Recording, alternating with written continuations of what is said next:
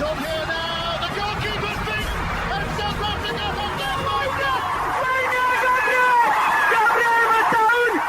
Shagger Sport 2010. ሰላም ጤና ይስጥልን እንደምናላችሁ የተከበራችሁና የተወደዳችሁ የሸገር ስፖርት አድማጮቻችን ለመላው የእስልምና እምነት ተከታዮች በሙሉ እንኳን ለኢድ አልፈጥር በዓል በሰላምና በጤና አደረሳችሁ እንላለን። በዓሉ የሰላም የደስታ እንዲሆንላችሁ እንመኛለን። መልካም በዓል ነው የምንለው። ሳምሪዬ ሰላም ነው? አለን እንደምናለ አለሁልሽ እግዚአብሔር ይመስገን። ለመላው እስልምና እምነት ተከታዮች እንኳን ለታላቁ በዓል ኢድ አደረሳችሁ ላለው መልካም የበዓል ጊዜ እንዲሆንም እንደዚሁ እመኛለሁ። በጣም በእርግጠኝነት በያሉበት አስደሳች ጥሩ የሚባል የበዓል ጊዜን ከቤተሰቦቻቸው ጋራ እንደሚያሳልፉ የእናንተው ሬዲዮ ሸገር ኤፍኤም 102.1 ደግሞ በተለያዩ ዝግጅቶች የበዓል ስሜታቸውን ከፍ የሚያደርግ የበዓል ፕሮግራሞቹን የሚያደምቅ ዝግጅቶችን ወደ እናንተ ያደርሳል። በጣም አሪፍ ጊዜ ነው የሚሆነው በዓሉ። አዎ በጣም አሪፍ በዓል እንደሚሆን እንኳን አደረሳችሁ። በጣም እንኳን አደረሳችሁ በይል። አዎ ደጋግሜ እያልኩ ነው። አንተም ማለትህን አጋሮቻችንም የእንኳን አደረሳችሁ መልእክት እያስተላለፉ እንደሆነ እየተናገርኩ ነው። ስለዚህ በጣም ጥሩ የበዓል ጊዜ ይሆናል ብዬ ተስፋ አደርጋለሁ። እኔም ደግሞ በተለየ ሁኔታ በሸገር 102.1 ልዩ የበዓል ዝግጅት ይኖራል እና እሱንም እየተከታተሉ በዓላቸውን የበለጠ ሞቅ ደመቅ እንደሚያደርጉ ተስፋ አደርጋለሁ። አድማጮቻችን በሙሉ ወደ ውይይታችን እናልፋለን። ትናንትና ወደ ውይይታችን ከመሄዳችን በፊት ትናንትና ሊቨርፑል አሸነፈ አይደለ? 4-0 እና ሁጎ ኤኪቲኬን እየጠየቀው ነበረ የሀገሩ ልጅ ቴሪ ዳንኤል ኦንሪ። በዓል እንዴት ልታከብር ነው አለው። ወደ ብራይተን በሚደረግ ጉዞ አውሮፕላን ላይ ነው በዓል ማከብረው ብሏል። እሱ ስራ አላ እንጀራ ከባድ ነው። ግዴና ሲበላ ነው የሚከበረው። ግን ደስ ይላል። በነገራችን ላይ ተጫዋቾች በተለያየ ሁናቴ ውስጥ ሆነው ያለባቸው ኮሚትመንት ይታወቃል። ፕሮፌሽናሊ ያሉበትን ክለብ ማገልገል አለባቸው። ይሄ ለተጫዋቾች ብቻ ሳይሆን ለአሰልጣኞች ምንም የሚሰራ ነው። ግን እንደነዚህ ያሉ ደግሞ አሁን አንዳንዴ ጨዋታ የለም። ለምሳሌ ነገ ብለን ብንወስድ ነገ ጨዋታ በሌለበት ቀን ከሆነ ከቤተሰብ ጋራ ወይም ደግሞ በሚያርፉበት ሆቴል ሊያከብሩ ይችላል።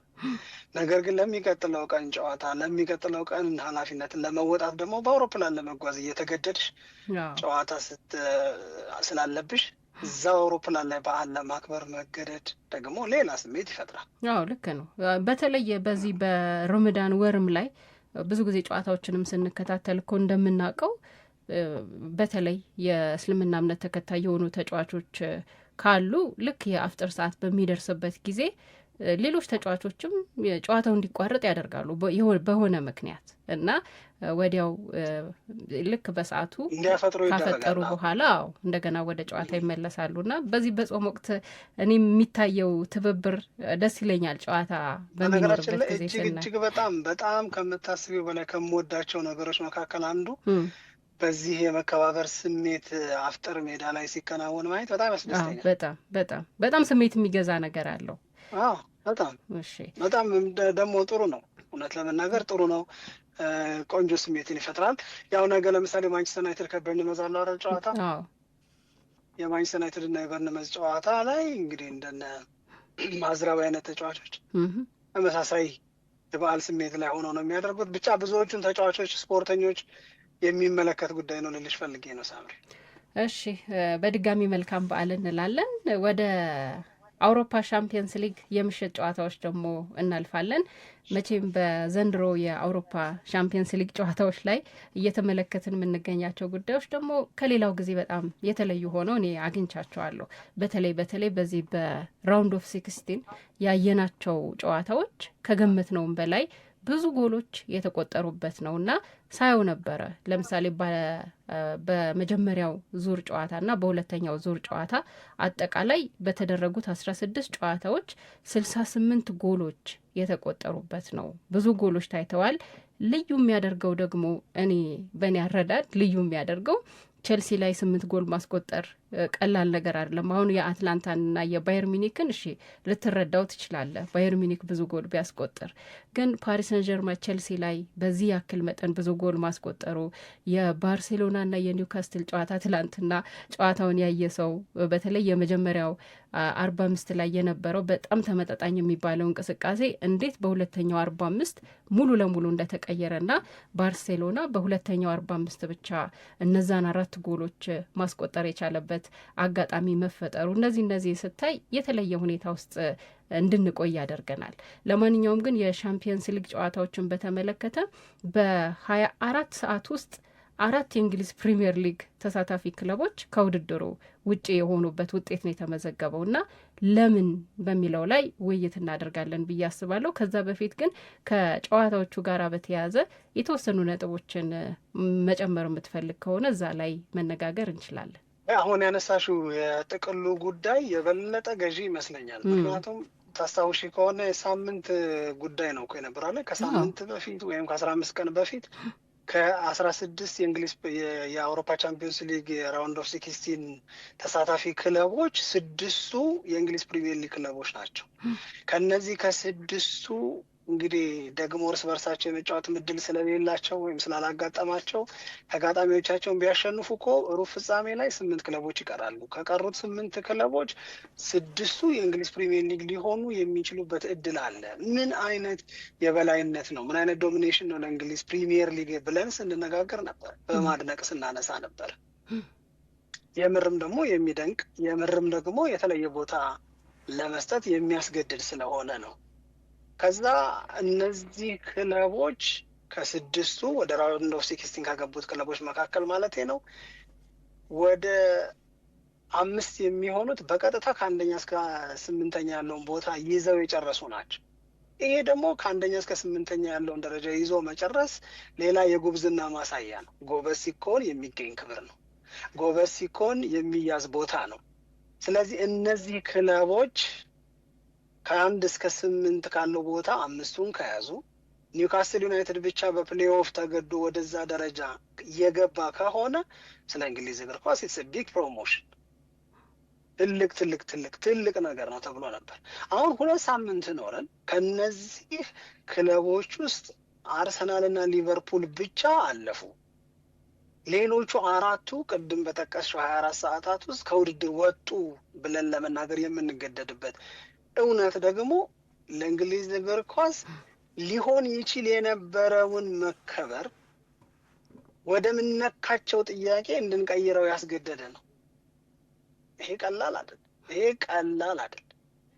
ቀላል አይደለም ሳምሪ። የመጀመሪያው ይሄንን ነው የማይሆነ። ሁለተኛው መታየት ያለበት ነገር ደግሞ ምንድን ነው? መሸነፍ እግር ኳስ ውስጥ ካን ሀፕን ቱ ኤኒዋን። ማንም ላይ ሊያጋጥም ይችላል። ማንም ሊሸነፍ፣ ማንም ውጤት ሊበላሽበት ምናምን ይችላል። ነገር ግን ደግሞ እነዚህ የፕሪሚየር ሊጉ ከውድድሩ የወጡት ክለቦች ማንቸስተር ሲቲ፣ ቶተናም፣ ኒውካስል፣ ቼልሲ በተጋጣሚዎቻቸው ስንት ጎል እየገባባቸው ወጡ። ይህንን ያህል ሂዩሚሊዬሽን ስጠብቀን ነበር ወይ? ይህንን ያህል መዋረድ ወይም ይህንን ያህል አንገት የሚያስደፋ ነገር እውነት ያጋጥማቸዋል ብለን ጠብቀን ነበረ ወይ? ይሄ ደግሞ ሌላ አንስተ ነው ማለፍ ያለብን ጥያቄ ነው። አስቢው፣ ቼልሲ ላይ 8 ገባበት።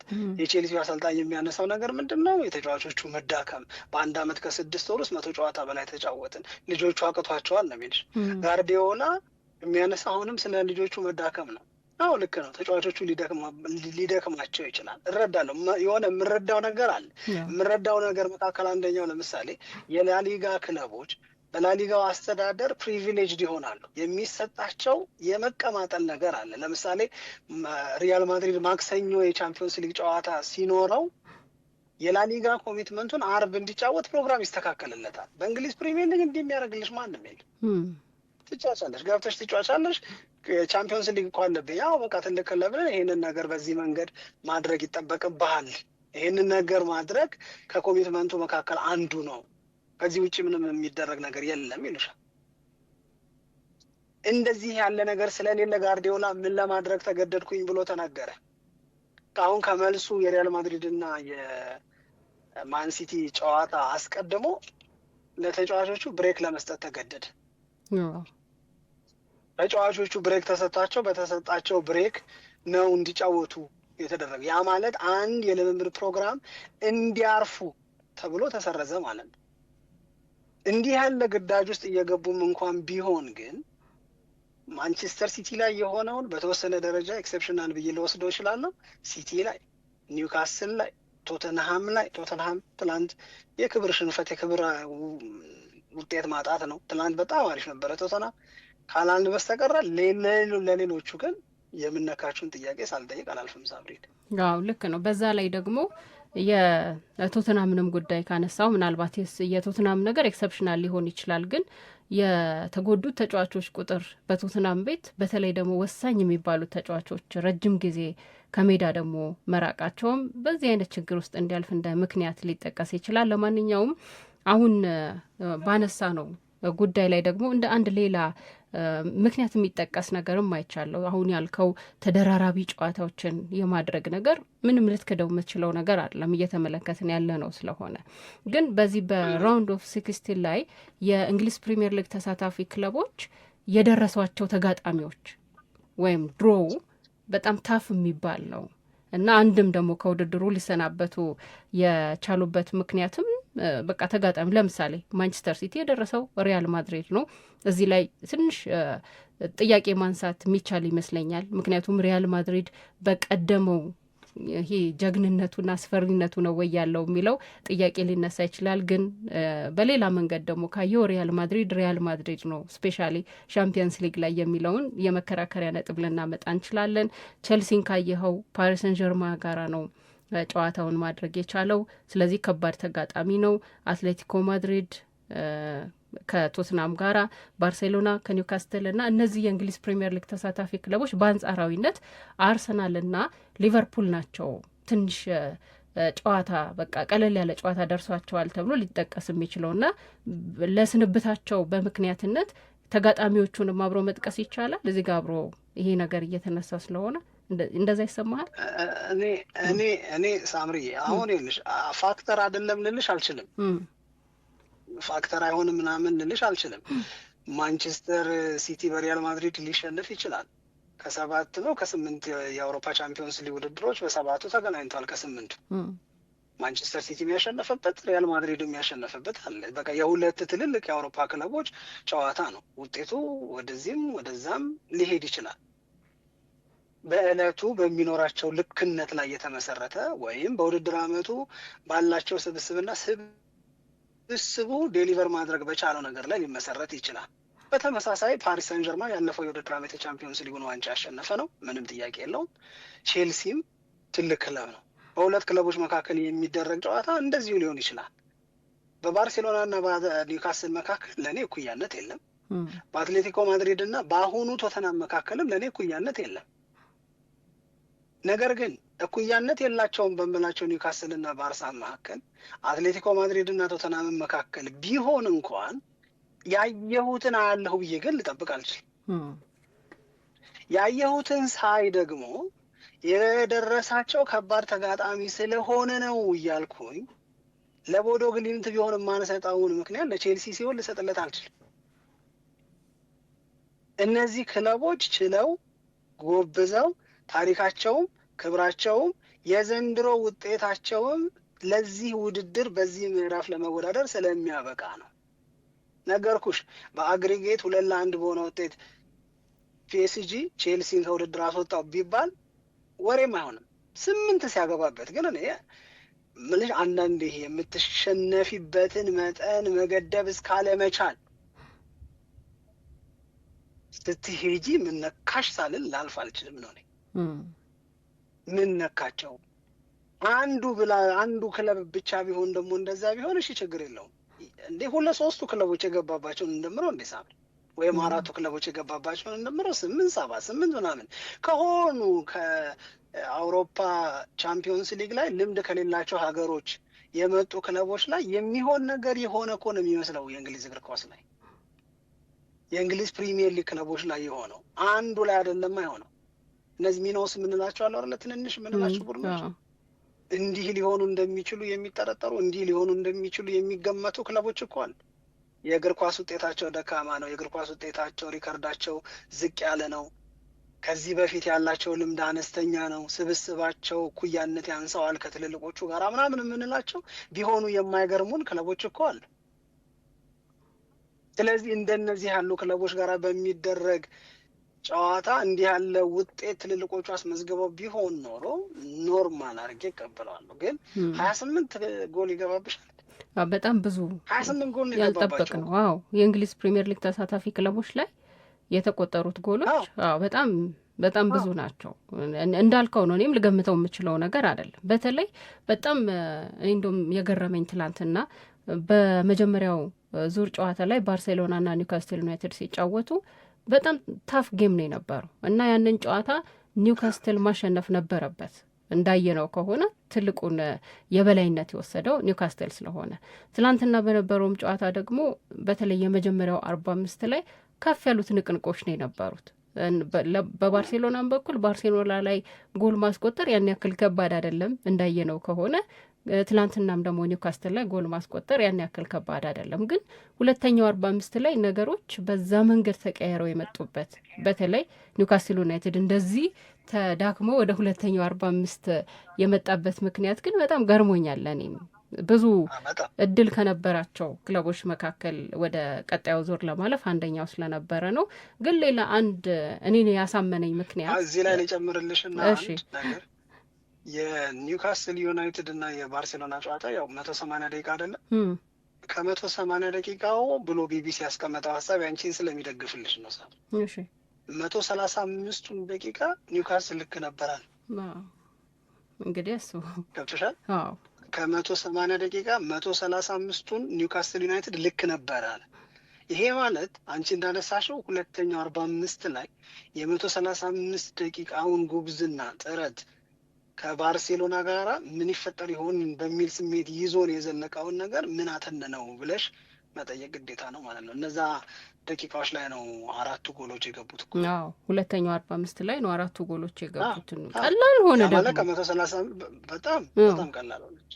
እሺ ሌላ አንድ ያሳመነኝ ምክንያት ልጥቀስና ከፕሪሚየር ሊጉ ጋር በተያያዘ ለምን ተዳከሙ በሚለው ላይ የፕሪሚየር ሊግ ኮምፒቲሽን በራሱ በጣም ከባድ ስለሆነ የሚል መረጃ ቢቢሲም ላይ ወጥቶ አይቻለሁ። እንደውም በእንግሊዝ ፕሪሚየር ሊግ ላይ የሚጫወት አንድ ክለብ ተጫውቶ ወደ አውሮፓ ሻምፒየንስ ሊግ ሲሄድና ሌላ ሊግ ላይ ስፔን ላይ ወይም ደግሞ ጣሊያን ላይ ያለ ሌላ ክለብ በሀገሩ ሊግ ተጫውቶ ወደ ሻምፒየንስ ሊግ ሲሄድ እኩል የፉክክር መጠን ውስጥ አልፈው አይደለም ወደ ጨዋታ የሚመጡት። ይህ የምናውቀው ነው። እንደውም በኦፕታ ላይ የቀረበውን መረጃ እንዲያየሁት በርንሌይ ነው በምሳሌነት የጠቀሱትና በርንሌይ አሁን በፕሪሚየር ሊጉ ካየኸው ዝቅተኛ ደረጃ ላይ ነው የሚገኘው። ግን በስፔን እየተጫወቱ ከሚገኙት በስፔን ላሊጋ ላይ እየተጫወቱ ከሚገኙት ከ9 ክለቦች የተሻለ ተፎካካሪ ነው።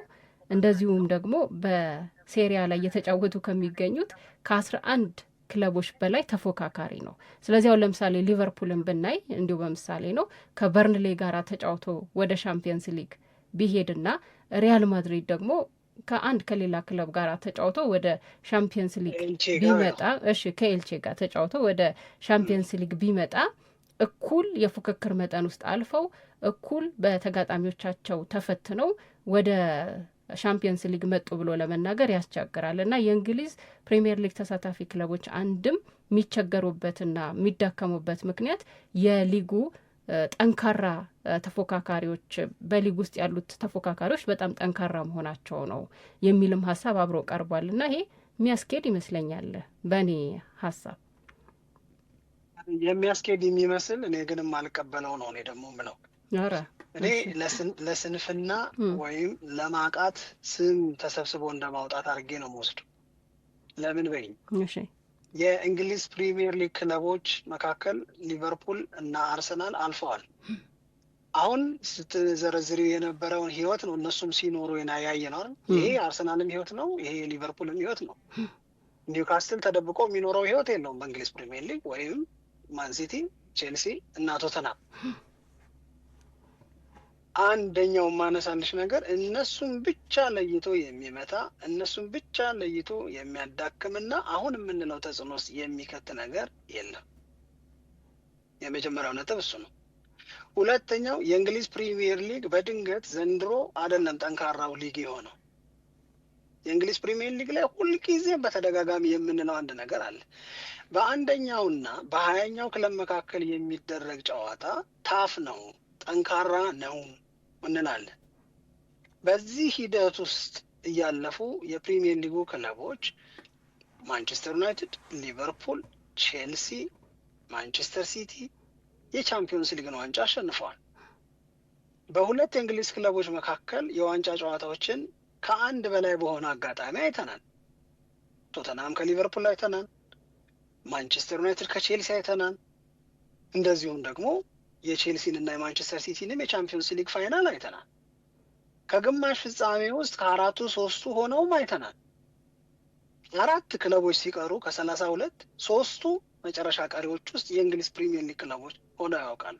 አሁን የምንለውን ሂደት እያለፉ ያስመዘገቧቸው ጉብዝናዎች፣ ያስመዘገቧቸው የድል እና ደግሞ የአሸናፊነት ውጤቶች ቦታቸው የት ላርገው? ይሄንን ሀሳብ የምቀበል ከሆነ እኔ ነው የምለው እኔ እንደዚህ ያለ አድቫንቴጅ ቢሰጧቸው፣ ለምሳሌ ቅድም ያልኩሽን ሪያል ማድሪድ ማክሰኞ ጨዋታ ካለበት መሀል ላይ ትንሽ ለቀቅ እንዲል እረፍት እንዲኖረው አርብ መጫወት ትችላለህ ብሎ ሀቤር ቴባዝ እንዲፈቅዱለት የእንግሊዝ ፕሪሚየር ሊግ አስተዳደር እንደዛ አይነት ፈቃድ ለአርሰናል ቢሰጥ፣ እንደዛ አይነት ፈቃድ ለዩናይትድ ወይ ለቼልሲ ለሊቨርፑል ቢሰጥ ክለቦቹ ተጨማሪ ኤክስትራ ዴይ በማግኘታቸው ይጠቀማሉ ወይ? አይካን አንደርስታንድ እሱ። ነገር ግን የሊጉ ጥንካሬ የጥንካሬ ምንጭ ሆኖ ሲጠቀስ እንዳልነበረ እንዲህ እንደ ዘንድሮ ደግሞ ሲያቀትሽ እንዲህ እንደ ዘሮ ዊርድ በሆነ መንገድ ባልተለመደም ባልተጠበቀም መንገድ በዚህ መንገድ ተቀጥቅጠሽ ስትወጪ አይ በርንሌ እና ኤልቼ አንድ አይነት ስላልሆኑ ነው ያው ብቻውን ነጥሎ ይሄንን ስም አብሬ ለእንትን ልለው አልችልም። ለእኔ ይከብደኛል። ግን ሁሉም ሊጉ ታፍ ነው፣ ግን ኢትስ ፕሪቪሌጅ። የሊጉ ታፍነስ ግን በጣም በመፈተን ውስጥ እንድታልፊ፣ በጣም በመዘጋጀት ውስጥ እንድታልፊ፣ በጣም በአስቸጋሪ ዝግጅት ውስጥ እንድታልፊ ያደርግሻል። ጊፍስ ዩ አን አድቫንቴጅ። ቻሌንጅ ብቻ አይደለም ያለው ብዬ ነው የምወስደው እኔ። ግን አንዱን ምክንያት ብቻ ያው ነጥለን አንወስድም ነው። ቅድም የተወያየንባቸው ርዕሰ ጉዳዮች አሉ። ለምሳሌ ከነማን ጋራ ነው ተጋጣሚዎቻቸው፣ እንደዚሁም ደግሞ ያለው የእረፍት ጊዜ በጣም አነስተኛ መሆኑ፣ በብዙ ጨዋታዎች ውስጥ እያለፉ መሆኑ፣ ሊጉ ያው ሁሉንም አንድ ላይ አጠራቅመን በምክንያትነት ስንጠቅሰው የሆነ ነገር የሆነ ምስል ይሰጣል ብዬ ነው ማስበው። ብቻ ከተመለከት ነው ግን የኔን ተቃውሞ ስነግርሽም ሳምሪ የኔ ተቃውሞ የራሴ ስለሆነ ሀሳቤን በነጻነት የመግለጽ መብት ስላለኝ ምናምን ነው እንጂ 0 ኮንትሪቢዩሽን ነው ምናምን እኮ ላልልሽ ይችላል። 1%፣ 2% ምናምን ልሰጠው እችላለሁ። ነገር ግን ለእንደዚህ ያለ የተዋረደ ሽንፈት፣ ለእንደዚህ ያለ ማንም ይሆናል ብሎ ላልጠበቀው ከውድድር የመሰናበት ሂደት የበርንሌ 18ኛ ሆኖ ጠንካራ መሆን እንደ ኤክስኪውዝ መቅረቡን ግን እኔ እንደ አቶ አበበ ግዳይ አልቀበለውም። እሺ፣ ወደ የሩብ ፍጻሜ ጨዋታዎች ደግሞ እንለፍ። ያሁን ሩብ ፍጻሜ ላይ ማን ከማን እንደሚገናኙ ሙሉ ለሙሉ አውቀናል። አርሰናል እሺ፣ የምጨምረው ነገር አለ? አይ ጨዋታ ነው እንጂ ልተጫውተኝ ላጫውትሽ ከምር ነው ካልደውናውን እኮ ልነግርሽ አይደለም። አይ የሆነ ላጫውትሽ ምናምን ስትል አሁን ያለሽ ማንቸስተር ዩናይትድ የለበትም አይደለ? የሚባባሉትን ያየሁትን ልንገርሽ እና ያንቺን ሀሳብ ሰምቼ ምናምን ላይት ሙድ ፈጥረን እንለፈው ብዬ ነው። ማንቸስተር ዩናይትድ ቻምፒዮንስ ሊግ ላይ የለበትም። አሁን በጠቀስነው መንገድ 28 ጎል ገብቶባቸው ደግሞ ከውድድር የወጡ ክለቦችን ደግሞ አየን። ጭቅጭቅ አየው። የኛ ለመኖር ይሻላል ከእናንተ መኖር የሚል ማለት ነው። እችን ጨዋታ እንድትይ ነው። አይ እኔ ደግሞ እውነትህን ነው። ግን እኔም በቀደም አንድ የአርሰናል ደጋፊ ያለኝ ነገር እንደዚህ ሲያስቀኝ ነበር። ከሊቨርኩሰን ጋር ከተጫወቱ በኋላ አይ አሪፍ ጨዋታ ነበር የተጫወታችሁት፣ ከዚህ በላይ እኮ ጎል ማስቆጠር ስችሉ ነበር ብዬ ስለው፣ አዎ ግን ጎል ቢበዛ ምን ያደርጋል፣ የጨዋታ ጥራት ነው ዋናው አሁን እኮ አየህ ይወድ ነበር እኮ 4 ጎል ምናምን እኮ ቢያገቡ ደስ እኮ ይለዋል። ግን በቃ ዲፌንድ በማድረግ ነው ግን ነገሮች እየታለፉ የሚገኘው እና ስላስታወሰኝ ነው የኛው ነገር። ለማንኛውም እና የእኛ ለመኖር ይሻላል ሲሉ ሰምቻለሁ የማንቼ ደጋፊዎች እንደዚህ ከመሆን ብለው። ከባድ ነው። ዋናው ነገር ግን ያው ዩናይትድም በነገው ጨዋታ ላይ ደግሞ የሚጠበቅ እንቅስቃሴ ያደርጋል ብለን እናስባለን። በጣም እየተጠበቀ የሚገኝ ጨዋታ ነው። ከበርንመዝ ጋራ ነው ነገ ጨዋታውን የሚያደርገው። እዛ ላይ እንነጋገራለን። ግን የጀመርነውን ለመጨረስ ያክል ምን ትጠብቃለህ የሚለውን ነገር ለማንሳት ፈልጌ ነው። አሁን በሻምፒየንስ ሊጉ የሩብ ፍጻሜ ተፋላሚዎች ስፖርቲንግ ከአርሰናል ጋራ፣ ባርሴሎና ደግሞ ከአትሌቲኮ ማድሪድ ጋር ይገናኛሉ። በሌላኛው መንገድ ደግሞ ሪያል ማድሪድ ከባየር ሚዩኒክ፣ ፓሪስ ሰን ጀርማ ከሊቨርፑል ይገናኛሉ እና በጣም ጠንካራ ጨዋታዎችን የምንመለከትበት ጊዜ ነው። ምንድን ነው የምትጠብቀው የሚለውን ትንሽ ሀሳብ ከሰጠበት ከዚህ ጋር በተያያዘ እያንዳንዱ ጨዋታ የራሱ የሆነ ጉጉት የሚፈጥር ታሪክ አለው። በተለየ መንገድ እንድታስቢው የሚያስገድድም ነገር አለው። ለምሳሌ ስፖርቲንግ ሊዝበን ከአርሰናል፣ እኔ ለአርሰናል አሁንም አስቸጋሪ ጨዋታ ይሆናል ብዬ አላስብም። ነገር ግን ለቪክቶር ዮኬሬሽ የተለየ ታሪክ ስላለው ያው አያይዘን የምናስበውን ነገር በሙሉ እናስባለን። ጨዋታው ሲደርስ ደግሞ የበለጠ የምንነጋገረው ነው የሚሆነው። ሊቨርፑል ከፒኤስጂ ኤኒቲንግ ካን ሀፕን አይነት ጨዋታዎች ናቸው ለእኔ አብዛኞቹ ጨዋታዎች። ብዙ ነገር ሊፈጠር ይችላል። የውጤት አስተማማኝነት ይኖራቸዋል ብለን የምንጠብቃቸው ጨዋታዎች አሉ። ማን ያሸንፍ ይሆን የሚለውን ጥያቄ ጨዋታውን ካላየን በቀር በተግባር አይተን የተግባር መልሱን ካላገኘን በስተቀረ መመለስ የማንችልባቸው ጨዋታዎች ይኖራሉ። እንደዚህ ብዬ መከፍላቸው ናቸው። ግን ሳልናገር አሁን ማን ያልፋል ምናምን በእያንዳንዱ ጨዋታ ላይ ካልሽኝ ስሞች ልጠራልሽ እችላለሁ። አሁን የሚሰሙኝን የእስካሁኑን መነሻ። ስለዚህ የዋንጫው ድረስ ትሰራዋለህ? ሰራዋል። ችግር ስፖርቲንግ እና አርሰናል ግን ነው። ከዛ በፊት ግን በጣም መንገር የምፈልገው ነገር ትላንት ለመሐመድ ሳላህ ምን ያህል ደስ እንዳለኝ መናገር ፈልጌ የእውነት በጣም ነው ደስ ያለኝ። እኔ ጀግና ሲቆዝም ደስ አይለኝም። ልክ ነው። በተለያዩ ምክንያቶች ያ ጀግና ለሊቨርፑል ደጋፊዎች ኩራት፣ ለሊቨርፑል ደጋፊዎች መተማመኛ የሆነ ሊቨርፑልን ብትወጂም ባትወጂም፣ ሊቨርፑልን ባትደግፊም ባትደግፊም፣ ነገር ግን ሊቨርፑል መሐመድ ሳላህ ስላለው የምትቀኝበት ታድለው ወይም ደግሞ በሆነ ምክንያት ጨዋታ ሳታይ ቀርተሽ ሊቨርፑል 3-2 አሸነፈ ስትባይ ለሊቨርፑል ጎል ካገቡ ተጫዋቾች ዝርዝር ውስጥ መሐመድ ሳላህን እንደምትሰሚ ወይም ስሙ ተጽፎ እንደምታነቢ እርግጠኛ የምትሆኝበት ጎል ማግባት ብቻ ሳይሆን አሲስት እያደረገ ባለፈው የውድድር ዓመት የሊቨርፑል ሻምፒዮንነት እውን እንዲሆን በጣም ትልቅ አስተዋጽኦ ያለው ተጫዋች እንደ ዘንድሮ የውድድር ዓመት ሲያሳልፍ ባላየው ደስ ይለኛል። እኔ ፈዞ ቮካል መሆን አቅቶት አቅሙ ተነጥቆ አቅሙ አልደበዘዘም ባይነኝ። እኔ ግን አቅሙን ነጥቀውታል። ቢናገር የማያምርበት ቢጮህ የማይሰማ ሰው እንደሆነ አይነት ነገር ሆኗል። ትናንትና በአንድ በኩል ምን አይነት እድለቢስነት ነው ብዬ አሰብኩት። የሚሞክራቸው ሙከራዎች ጥራታቸው በጣም ትልቅ ነው። የሚያደርጋቸው ጥረቶች በጣም አሪፍ ናቸው። ግን ሪጎሬውን ጨምሮ ኳሶች ደግሞ አይገቡለትም። ያ ያረገው በሙሉ ጎል የሚሆንለት ልጅ፣ ያ ያረገው በሙሉ አሲስት ተብሎ በስሙ የሚጠራለት ልጅ ይህንን ማድረግ ሲያቀተው ሳይ ለያስተዋልኩት ነው ላለሁት ስሜት የሆነ የሚጨምረው ነገር አለ አይደለ? ምን ነው ለምን እንደዚህ ሆነ ምናምን የምለው። ከዛ በኋላ ጎል አገባ፣ የሚገርም ጎል አገባ። ግን ደስታውም ላይ ቁጥብነት አለ። ይሄ አቅቶት በማቃት ስሙ እየተነሳ እንደ ድሮ አይደለም። መሐመድ ሳላህ ሲባል የኖረ ሰው እንደዚህ ያሉ ጎሎችን ሲያገባ ደስታውን የሚገልጸው ሳምሪ በሚገርም ዋይልድነስ የተለየ ደስታ አገላለጽ ውስጥ ይገባል። ግን እሱ ካልም መሆን አየሁት። ገባሽ? ከዛ አሲስት አረገ። ለሌሎቹ ጓደኞቹ ላገቧቸው ጎሎች ምክንያት ነው። ለሱ በጣም ደስ አለኝ ትናንት። እኔም ለሱ በጣም ደስ ብሎኛል። በተለይ ጎል ሲያገባ በጣም ነበር እኔም ደስ ያለኝ። ለዛም ደግሞ ይመስለኛል እኮ እሱ ጎል ወዲያው እንዳገባ ጄራርድን እኮ ወዲያው አየ ነው በቴሌቪዥኑ ላይ እና እሱም በተለይ የደስታ ስሜት ውስጥ ሆኖ ሲያጨበጭብ እንደነበረ ፊቱ በደንብ ያስታውቃል። ለሙሐመድ ሳላህ ያለው ክብር የሊቨርፑል ደጋፊ በጣም ትልቅ ነው። እስካሁንም ድረስ ግን እምቢ ብሎት ነበር ትላንትና ምሽት ላይ እና አንድ ጎል እንኳን ባገባ ብለህ የምትመኘው አይነት ነገር ነው የነበረው። ከዛ በተጨማሪ ደግሞ 50ኛ የአውሮፓ ጎሉን ያስቆጠረበትና ማንም አፍሪካዊ ተጫዋች ያልሰራውን ታሪክ የሰራበት ምሽት ነው እና ልክ ነው። በጣም ያስተዋልነውን ነገር ነው እንደገና የገለጽክልን ልልህ ፈልጌ ነው።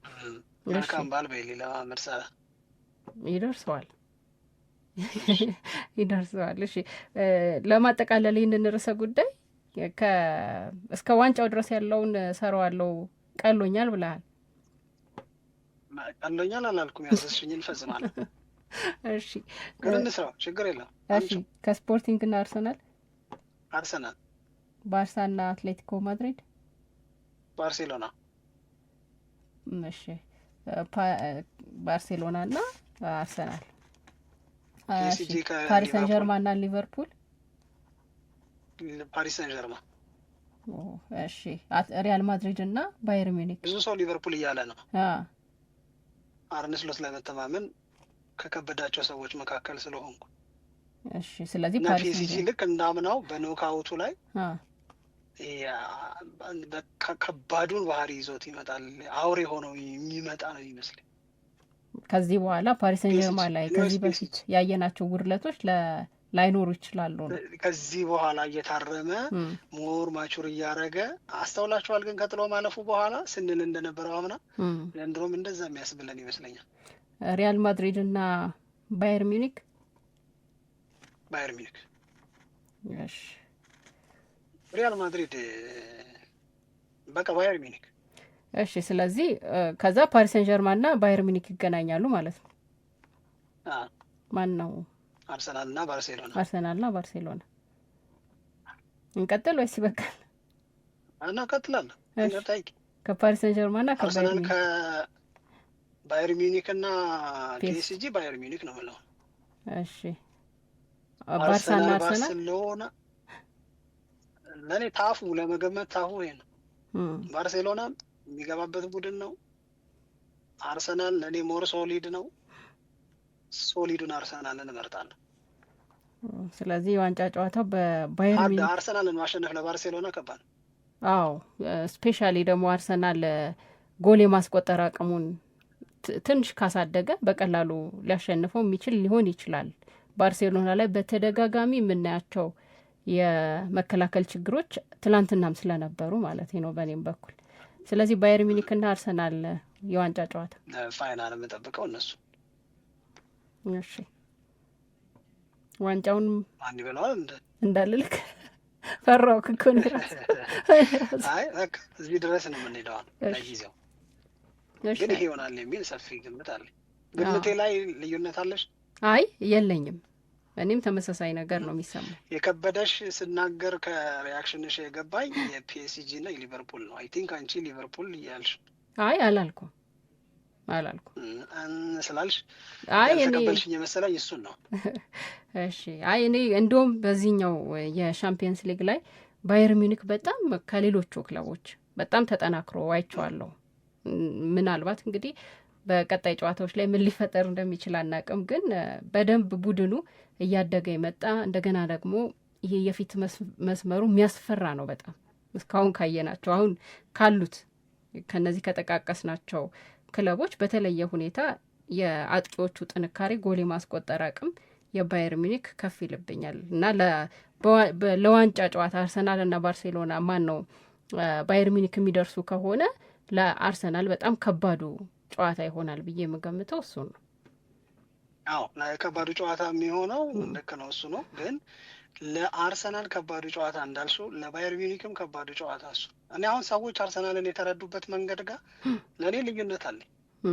ለእኔ አርሰናልን የመጀመሪያውን የባየር ሊቨርኩሰንን ጨዋታ አይተሽ 1-1 ያለቀውን ማለት ነው በዚህ ሁኔታ የትም አይደርሱም ስትዩ በመልሱ ጨዋታ ያሳየውን ነገር ማሳየት የሚችል አርሰናል ነው። ራሳቸውን ሰዎች ከአዲሱ የአርሰናል እውነት ጋራ ማላመድ አልቻሉ። እመኝኝ አሁን አርሰናል የሆነ ጌም ላይ አሁን ከስፖርቲንግ ሊዝበን ጋራ መጀመሪያ ሊዝበን ላይ ሄዶ ምናምን በዚህ ሁኔታ ነው ባርሴሎናን የሚያሸንፈው የሚያስብል ሲያስጠሉ ምናልባት የሚያስብል ግን ውጤት በሚገኝበት መንገድ አይረቡም ብለን አስተያየት እንድንሰጥ በሚያደፋፍር አፕሮች ሊቀልና ይሆን ይችላል አርሰናል። ከዛ የመልሱ ጨዋታ ኤምሬትስ ስቴዲየም ላይ ሲደረግ ደግሞ አሁን ደግሞ የሚደረገውም ሌላ ነው፣ ፐርፎርማንሱም ሌላ ነው፣ ውጤቱም ሌላ ነው፣ የተለየ ነገር ይሆናል። ይሄንን የአርሰናልን እውነት ሂዱና ፈትሹት። አግሊ ዊኖች አሉት አርሰናል፣ የሚያስቀይሙ ድሎች አሉት። አሁን የአርሰናል ዘንድሮ አንዱ ብስለቱ አንዱ ምናልባትም ለእንደዚህ ያለ ነገር ሲበዛ ስለማንወዳ እናጨበጭብ ይሆናል እንጂ ማጨብጨብ ካለብን በአስቀያሚ ደስ በማይል ምነካው በምንለው ፐርፎርማንስም ጭምር የሚያሸንፈው አርሰናል ተፈጥሯል። ሲያምርበት ብቻ አይደለም አርሰናል የሚያሸንፈው፣ ሜዳ ላይ ደስ ሳይለንም ግን የሚጠቅመውን ውጤት ይዞ የሚወጣ አርሰናል ተፈጥሯል። ይሄንን የእግር ኳስ ሰዎች ምን ይሉታል? መብሰል ይሉታል። ይሄንን ምን ብለው ይጠሩታል? ስሙ ማደግ ነው። እያንዳንዱን ጨዋታ እየበለጥሽ እያንዳንዱን ጨዋታ 70% የኳስ ቁጥጥር ኖሮሽ 23 ሙከራ እየሞከርሽ 6 አንግል ገጭተሽ ምናምን 4-1 እና 2-1 3 ምናምን 0 ምናምን ማሸነፍ የለብሽም። ልክ የማትሆኝባቸው ጨዋታዎች አሉ። ልክ በማትሆኝባቸውም ጨዋታዎች ጭምር ግን ውጤት ይዞ የሚያስወጣ ካራክተር፣ ውጤት ይዞ የሚያስወጣ ዲሲፕሊን የሆነ ፐርፎርማንስ ማሳየት የጉብዝና የበሳል ያደገ ምናልባትም ለሻምፒዮንነት የሚጫወት ቡድን ባህሪ ነው ይሉና አርሰናል ይሄ ነገር ጎሎት ቆይቷል። ይሄ የለውም። ይሄ አርሰናል ስም ሆኖ አያውቅም።